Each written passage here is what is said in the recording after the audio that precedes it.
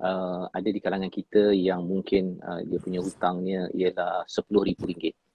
Ada yang hutangnya ialah setiap bulan kena bayar kereta ataupun rumah. Ya. Ada di kalangan kita hutangnya RM100,000.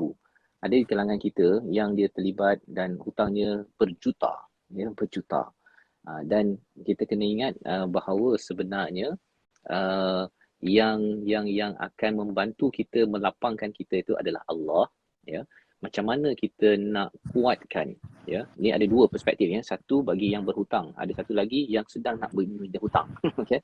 Kalau yang sedang nak membina hutang itu, kita boleh susunkan agar kita simpan dan akhirnya kita tak berhutang. Tapi kalau kita sudah terlibat dengan hutang, sebenarnya it's about time. It's about time, ya. Cabarannya ialah bila kita menunggu masa itu, kita mungkin hilang sabar menunggu masa. Ya, pasal kita tak tahu masa tu 2 hari ke ataupun 20 tahun baru saya akan selesai hutang tersebut. Kan?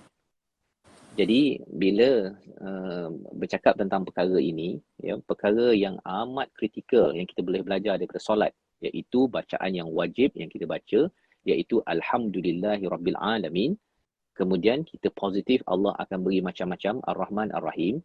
Walaupun kita takut Malik Yaumiddin tanya, hutang dah habis ke belum? Kan? Tapi mulanya dengan apa, tuan-tuan sekalian? Mulakan dengan Alhamdulillahirabbil alamin, jauh dalam lubuk hati kita, ya. Syukur dulu apa yang ada, walaupun kita ni masih lagi ada hutang RM100,000, RM200,000, RM300,000, RM5 juta, RM6 juta. Ya.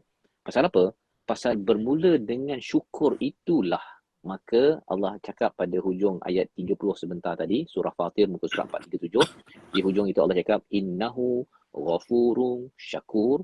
Allah ini adalah amat pengampun dan Allah ini amat bersyukur.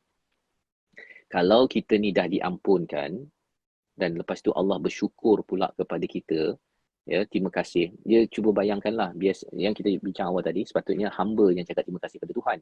Sekarang ni Tuhan cakap terima kasih. Dia lebih kurang macam kita cakap terima kasih pada Sultan dengan Sultan cakap terima kasih kepada kita. Oh, itu lain macam tu. Kan? Sultan cakap terima kasih kepada kita tu bukan sekadar berbunga-bunga hati kita, tetapi Sultan tu dia akan bagi anugerah dan bersedia untuk dapat anugerah. Dalam hidup ni, tuan-tuan sekalian, ada orang yang kaya dengan bekerja. Ada orang yang kaya dengan dia buat bisnes. Ada orang kaya kerana dia dapat harta pusaka. Ada orang kaya kerana dia dapat anugerah daripada Sultan. Ada yang kaya kerana dapat anugerah fadal daripada Allah Subhanahu Wa Taala yang pastinya. Jadi di situ hutang ini dia akan menyebabkan stres. Pasal apa? Kita tak tahu bila. Kan? Bila kita boleh selesaikan perkara tersebut. Tetapi macam mana kita nak handle perkara tersebut? Iaitu short term, solat kita kena jaga. Solat kita kena jaga. Pasal apa? Pasal kalau kita tak jaga solat, kita stres. Bila stres, tuan-tuan, saya ada deal dengan beberapa orang yang pernah ada hutang lebih daripada RM100,000. Antara kesan hutang, ghalibatid dain ini adalah stres. Apa kesannya? Bila saya berjanji dengan dia untuk buat bisnes, 3-4 kali tak jadi-jadi. Tak jadi-jadi. Mengapa, tuan-tuan? Kerana orang ini tengah stres. Dan dia bila bincang dengan saya, mungkinlah saya buat bisnes, dapatlah untung berapa, 100, 200, 1000, 2000. Bagi dia, dia nak untung 10,000 sekaligus. Pasal apa? Pasal dia nak bayar hutang 100,000. Itu kesan stres, ya, daripada hutang. Tapi bila kita solat, kita dapat ketenangan tersebut, kita ingat pada Allah. Bila kita dah berjanji dengan seseorang, kita nak buat sesuatu inisiatif, kita jaga janji kita, pasal kita dah biasa ikut jaga janji dengan Tuhan. Maka bila kita berjanji dengan orang, kita buat je. Kita let God decide sama ada kita dapat untung banyak ke sikit ke, dapat bayar ke tak bayar ke, berjaya ke tak berjaya ke.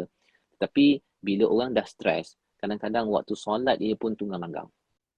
Ya, pasal apa? Pasal dia rasakan bahawa Tuhan bila nak bantu saya. Kan? Sebenarnya Tuhan dah offer dah. Wasta'inu bis-sabri was-salah dalam ayat 45 surah Al-Baqarah. Allah memang nak bantu pun.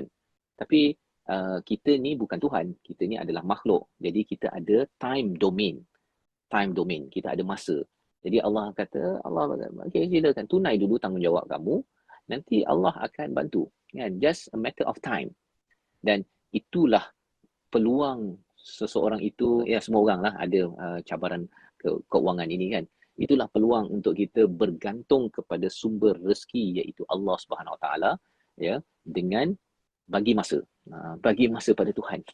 Pasal sebenarnya surah As-Sajdah dah cerita dah bahawa masa kita dengan masa Tuhan punya kiraan berbeza, kan?